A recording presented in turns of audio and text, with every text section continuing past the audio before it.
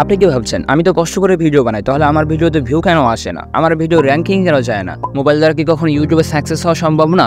Yup guys, this is Habib and welcome to TC Habib official. আজকের ভিডিওতে আমি আপনাদের সামনে এমন কিছু বিষয় এক্সপ্লেন করতে চলেছি যে বিষয়গুলো জানার পর আপনি কখনো এটা ভাবতে পারবেন না যে আপনার কাছে ল্যাপটপ কিংবা পিসি নেই, তো আপনি ফোন দ্বারা প্রফেশনালভাবে ইউটিউবিং করতে পারবেন না। সো গাইস, চলুন আর দেরি না করে শুরু করা যাক আজকের ভিডিও।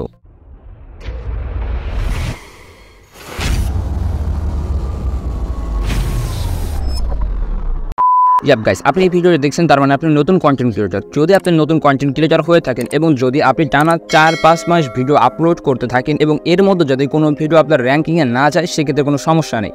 বিকজ আপনি যখন 4-5 মাস ভিডিও আপলোড করবেন এবং আপনারা যখন কন্টিনিউ ভিডিও আপলোড করবেন, সেই ক্ষেত্রে কী হবে, দেখা যাবে যে 5-6 মাস পর যখন আপনি ভিডিও আপলোড করতেছেন তো আপনার ভিডিওটা কিন্তু অটোমেটিকলি ইউটিউবের নজরে চলে যাবে। এই 4-5 মাস কী করতে হবে, কন্টিনিউ ভিডিও আপলোড করতে হবে। যদি আপনি এই 4-5 মাস কন্টিনিউ ভিডিও আপলোড করেন, সেই ক্ষেত্রে দেখা যাবে কি আপনার চ্যানেলে কিন্তু 200-300 ভিডিও হয়ে গেছে। আর যখন আপনার চ্যানেলে 200-300 ভিডিও হয়ে যাবে, তখন ইউটিউব নিজে আপনার ভিডিও আপনার চ্যানেলকে প্রমোট করাবে। আপনি তখন এই চিন্তা করবেন না যে আমার চ্যানেলে 10 জন ভিউয়ার্স কিংবা 11 জন সাবস্ক্রাইবার আছে, তাদের জন্য আমি এত কষ্ট করে কেন ভিডিও এডিট করবো। গাইস, আমি আমার এই ভিডিওটা আপলোড করছি, আমি নিজেও জানি না যে আমার এই ভিডিওতে 5-6 জনের বেশি ভিউ হবে কিনা। তারপরেও কিন্তু আমি আমার যথাসাধ্য ভয়েস এবং আমি আমার যথাসাধ্য এডিটিং দিয়ে এই ভিডিওটা এডিট করেছি। আমি আমার সময়কে এখানে ব্যয় করেছি এবং আমার সময়ের ব্যয়ের মাধ্যমে কিন্তু আমি ভিডিওটার কোয়ালিটি ভালো দেওয়ার চেষ্টা করেছি। আমি কখনোই এই চিন্তা করি না যে আমার 2 জন ভিউয়ার্স কিংবা 11 জন সাবস্ক্রাইবারের জন্য আমি কি ভিডিও এডিট করব।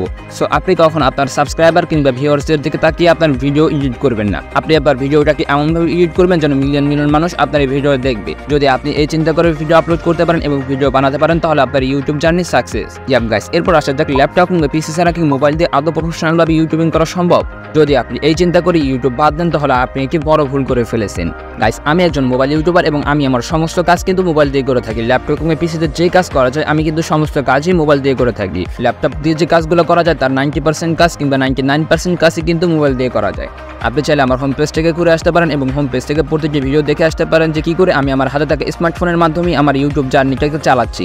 আপনি কিন্তু খুব সহজে আপনার হাতে থাকা অ্যান্ড্রয়েড ফোনের মাধ্যমেই ওই সকল কাজ করতে পারবেন যে কাজগুলো ল্যাপটপ কিংবা পিসিতে করা যায়। সো গাইস, আশা করি বিষয়টি বুঝতে পেরেছেন। যদি ভিডিওটা ভালো লাগে থাকে অবশ্যই ভিডিওটি লাইক করে দিবেন, চ্যানেলটিকে সাবস্ক্রাইব করে দিবেন। তো আজকের মতো এখানে বিদায় নিচ্ছি, আল্লাহ হাফেজ।